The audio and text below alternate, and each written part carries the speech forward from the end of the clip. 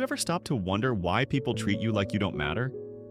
Why they cut you off mid-sentence at a dinner party, roll their eyes when you share your feelings, or ghost you after you've poured your heart into helping them? Why no matter how hard you try to be the good friend, the perfect partner, the reliable coworker, you still end up feeling invisible, used, or disrespected? Hi, this is Flux Root, and if you're watching this, you're probably tired of feeling like you're begging for the respect you deserve. Maybe you're the one who's always there for everyone, saying yes even when you're exhausted, staying quiet to avoid a fight, forgiving people who never even say sorry. You give, and what do you get back? Silence, indifference, or worse, contempt. And deep down, you know something's wrong. You feel it in your gut. You're not being respected, but you don't know how to make it stop. You keep hoping that if you're just a little nicer, a little more helpful, a little more understanding, people will finally see your worth. Spoiler alert, they won't. Not until you see it first. Today, we're diving deep into why this keeps happening to you, and how to break the cycle for good. I'm not here to give you fluffy affirmations or tell you to just be more confident.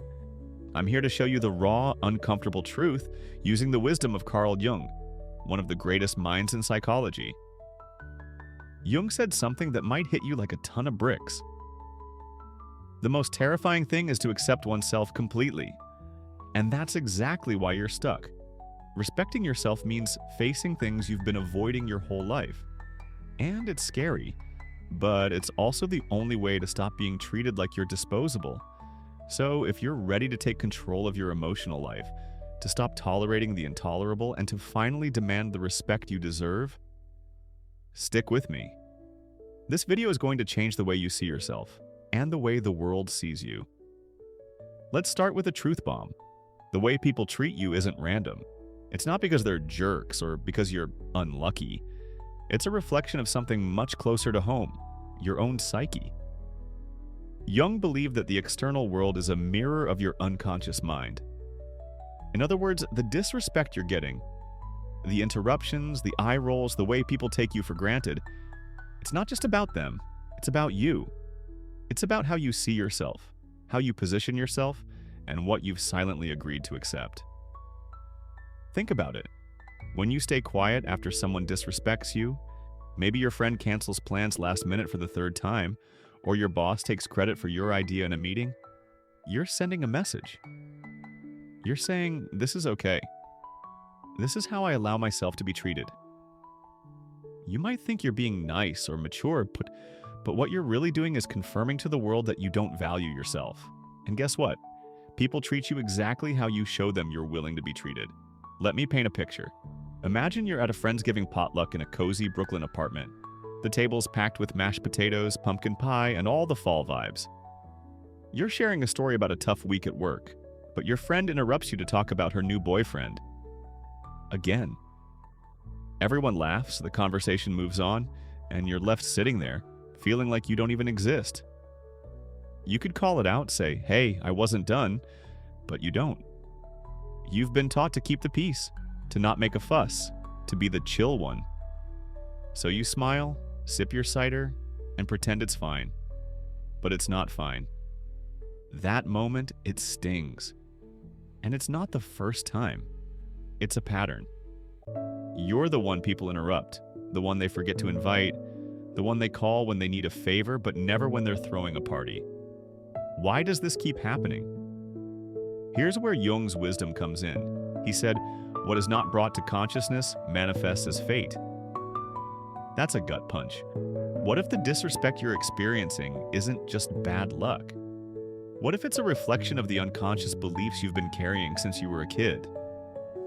Maybe you grew up in a house where you were praised for being good, for staying quiet, for not making waves, for putting everyone else's needs first. Maybe you learned that love means sacrifice, that to be accepted, you have to shrink yourself. So you became the yes person, the people pleaser, the one who never says no. You thought that's what made you lovable, but all it did was make you invisible. In the US, youths were obsessed with being likable. We're the culture of don't rock the boat, of kill 'em with kindness, of smile through it. We're taught to hustle for approval, Post the perfect Instagram story. Be the cool girl who never gets mad. Be the coworker who always says yes to extra work. But what happens when you live like that? You become a doormat? You attract people who take advantage of your kindness, who see your yes as a green light to ignore your boundaries? And the worst part, you blame them. You think, why are people so selfish? But the real question is, why are you letting them be? Let's talk about someone I'll call Emily, a 29-year-old teacher from Austin, Texas. Emily's the kind of person everyone loves. She's always volunteering to chaperone field trips, bake cookies for the staff room, or cover for a colleague even when she's swamped. But Emily's exhausted. Her friends only call when they need something, like a ride to the airport at 5 a.m., but they forget her birthday every year. Her boyfriend expects her to plan every date, handle all the chores, and never complains when he cancels plans last minute. Emily keeps telling herself, I'm being a good person. But deep down, she feels used. She's starting to resent the people she loves most, and she doesn't know why. Here's why. Emily's been betraying herself for years. She's so afraid of being selfish that she's let everyone else's needs come before her own. And now she's drowning in resentment, and the people around her don't even notice. This is the cycle of disrespect, and it's vicious. You give too much, you say yes too often, you stay silent when you're hurt. People take advantage because why wouldn't they? And then you feel worse about yourself, so you try harder to prove your worth. More yeses, more silence, more pretending. It's a loop, and it won't stop until you break it. But breaking it means facing something terrifying. The truth about how you've been treating yourself. If you're finding this relatable so far, don't forget to hit that like button. It helps this message reach more people who need it. And subscribe to stay in the loop for more insights like this. Let's keep the energy going. Let's go deeper. Why do you keep tolerating the intolerable? Why do you stay in friendships that make you feel small, in relationships that drain you, in jobs where you're constantly overlooked? It's not just because of how you were raised or the people around you. It's because of something hiding in your psyche, something Jung called the shadow.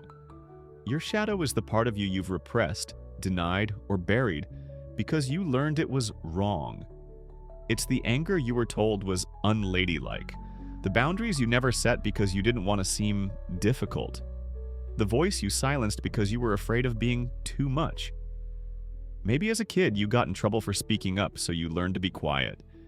Maybe you were ignored when you needed attention, so you learned to make yourself invisible. Over time, you built a good persona, someone who's polite, accommodating, always smiling. But you buried the parts of you that are strong, fierce, unapologetic. And those parts? They're still there, in your shadow, and they're running the show. Here's how it works. Every time you want to say no but don't, every time you let someone cross your boundaries and pretend it's okay, your shadow takes over. It whispers, don't make a fuss. Don't be difficult. They won't like you. So you stay silent, but that silence comes at a cost. It turns into resentment, anxiety, even depression. You might think you're being nice, but what you're really doing is abandoning yourself, and the world notices. People don't respect those who don't respect themselves. It's that simple. Let me tell you about a moment that might sound familiar. You're at a team meeting on Zoom, pitching an idea you've been working on for weeks. You're halfway through when your coworker jumps in, talking over you, acting like you never even spoke. The whole team moves on and you're left there, heart racing, feeling small. You could say, hey, I wasn't done, but you don't. You tell yourself it's not worth the drama. But later, you're fuming. You replay the moment in your head, imagining all the things you could have said. That anger, that frustration, it's your shadow screaming, stand up for yourself. But you've spent so long ignoring it that you don't even know how. Here's where it gets wild. Your shadow isn't just your bad parts, it's also your power. That anger you've buried, it's your ability to set boundaries, to say, I deserve better. That voice you've silenced, it's your authenticity, your truth, the part of you that knows exactly who you are. Your shadow holds the key to your self-respect, but you have to be brave enough to face it, and most people aren't. They'd rather keep playing the nice role, keep hoping someone will finally see their worth. But Jung knew the truth. Until you accept all of yourself, even the messy, angry, difficult parts, no one else will. So, how do you break the cycle? It starts with one word: no. Saying no is the first act of self-respect. It's how you tell the world and yourself that your time, your energy, your well-being matter. But let's be real. Saying no is terrifying, especially if you're a people pleaser. You worry people will think you're selfish, that they'll stop liking you, that you'll end up alone. And that fear, it's what keeps you stuck. Let's go back to Emily, our teacher from Austin. After years of feeling used, she hit a breaking point. Her boyfriend asked her to plan another weekend trip, on top of her already insane schedule, and something in her snapped. For the first time, she said, "No, I can't. I'm too tired, you plan it." Her boyfriend was shocked. He pushed back, tried to guilt trip her, but Emily held firm. And you know what happened? He planned the trip. It wasn't perfect, but it was a start. More importantly, Emily felt something she hadn't felt in years: power. By saying no, she took a piece of herself back. And over time, she started saying no more often, to extra work, to toxic friends, to anything that drained her. People didn't abandon her. In fact, the ones who mattered started respecting her more. And the ones who didn't? They faded away. And Emily realized they were never worth her energy in the first place. Saying no isn't about being mean or selfish. It's about being honest. It's about saying yes to yourself. But to do that, you have to face your shadow. You have to confront the part of you that's terrified of being difficult. The part that thinks you have to earn love by being perfect. Jung called this process individuation, becoming your true self, not the version the world told you to be.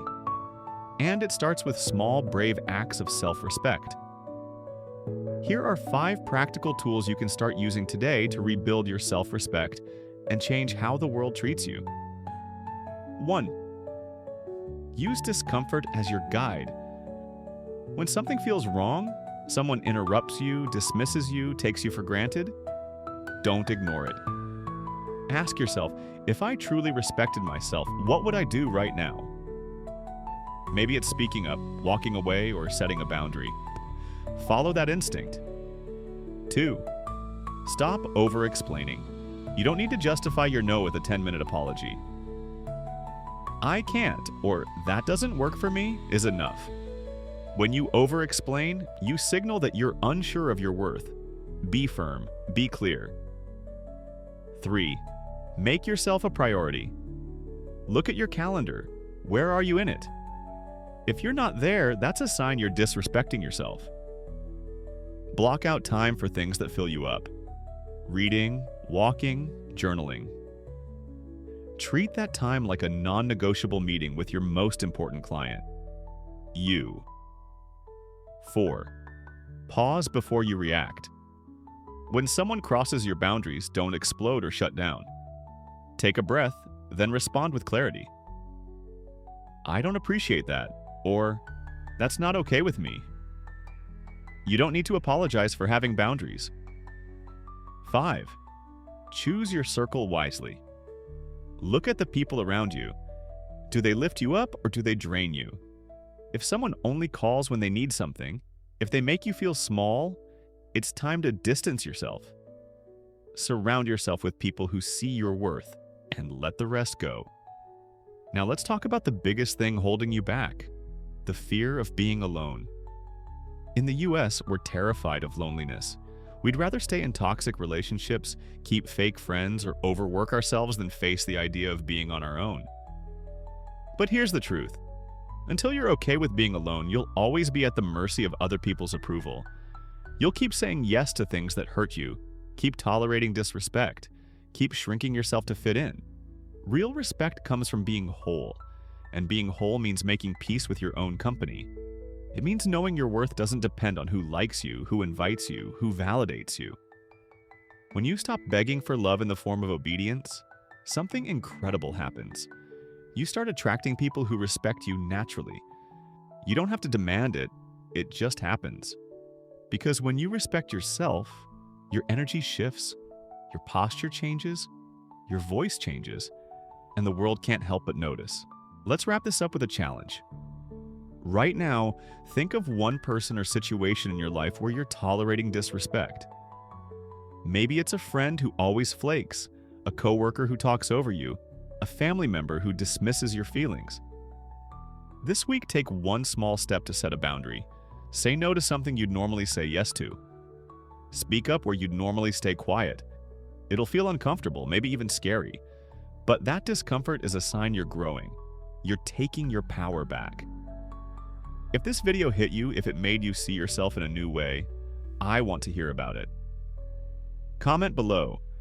I choose to respect myself. Make it a commitment to yourself. And if your story can help someone else, share it. Because you never know who needs to hear it. You deserve respect, not just from others, but from yourself. Stop waiting for the world to give it to you. Start building it within. I'll see you in the next video.